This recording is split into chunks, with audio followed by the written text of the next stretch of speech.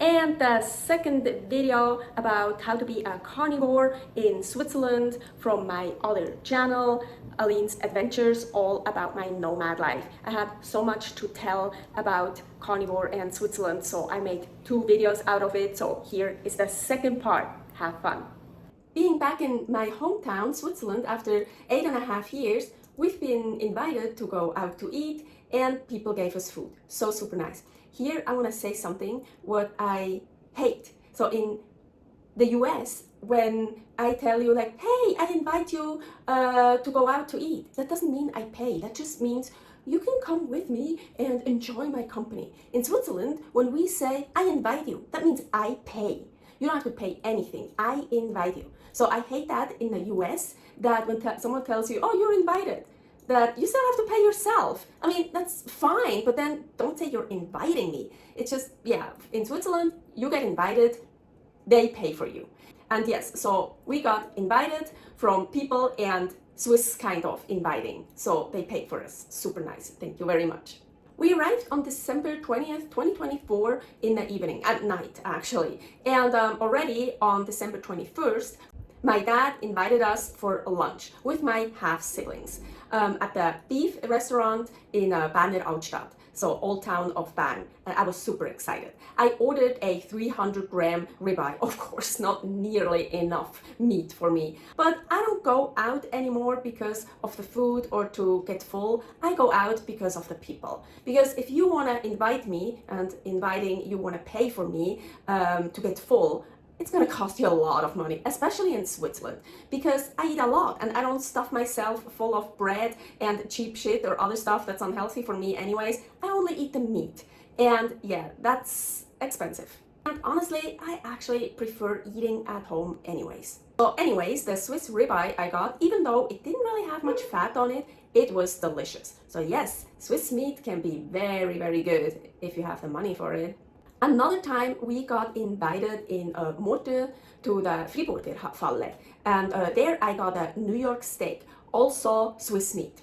Dry aged Swiss gourmet Grand Cru, matured on the bone for 8 weeks by 35.6 Fahrenheit and 80% humidity on Siberian fir tree shelves.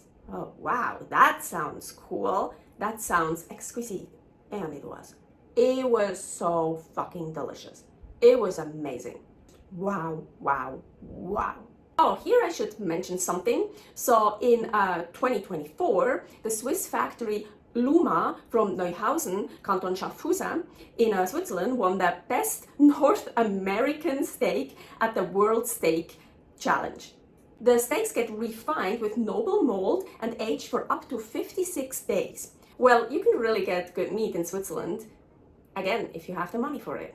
Here, I have to show this again. Here you can see beef is by far the most expensive in Switzerland, by far. I already showed that in part 1. Here is part 1, carnivore in Switzerland.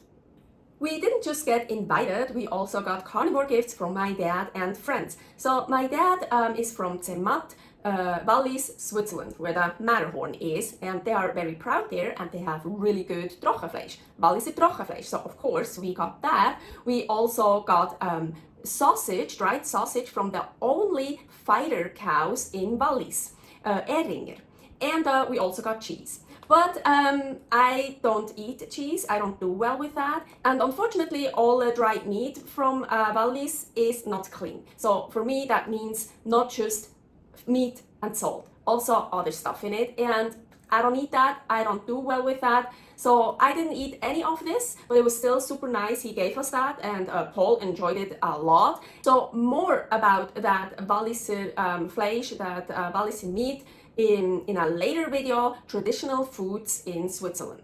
My best friend Diana got us a whole bunch of stuff too. One of them was a dried deer sausage, but again, not clean, so that was for Paul. And again, that will be for the video traditional foods in Switzerland. But the pork chow she got us was just pork and salt, and local. That was from a pig from Malere, where she lives, and it got slaughtered and processed there. So super cool, and it was so delicious. I loved it. Just eating it like that as it is, or using the fat to cook with. Oh, and then of course eating the pork chow pieces that got fried in the frying pan. Oh, so super delicious. Romy brought us trout fillet from the creek. She got it from the trout farm in Kralingen. I can't say that. The fish were still swimming in the morning. And then she got it, she bought it, she brought it over to us. And of course, Paul and I, we ate some of it right away on the same day. And that's the best for fish. Really, fish, the fresher, the better it is. Best is out of the water, right into your mouth. It was so delicious.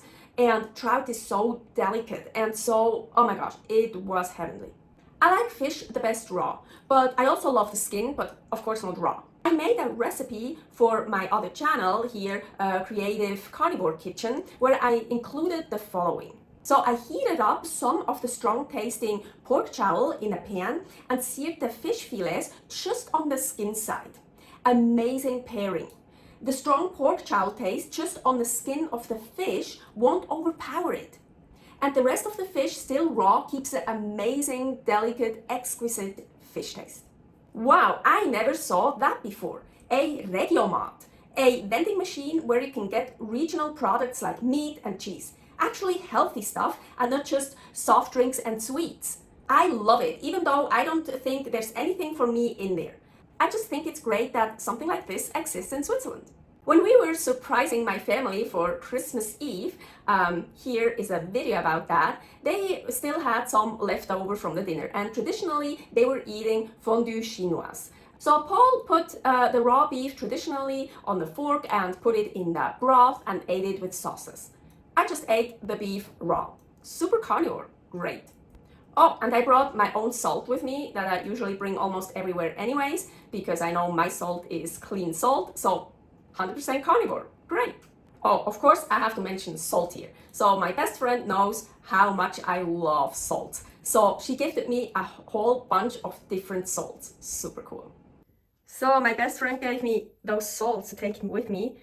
I absolutely love this salt. My mom usually had it and it's pretty expensive, so that's why I never bought it for myself. And I so love it, and now I have it again. I'm so excited. Then look at this one, blue Persian salt. Never had that before, and it has like these blue, you can't really see it now. Ah, here, do you see? There is one or two. Can you see it? There's some blue in it. I'm super excited for that. And here also something I've never had before. Murray River salt flakes.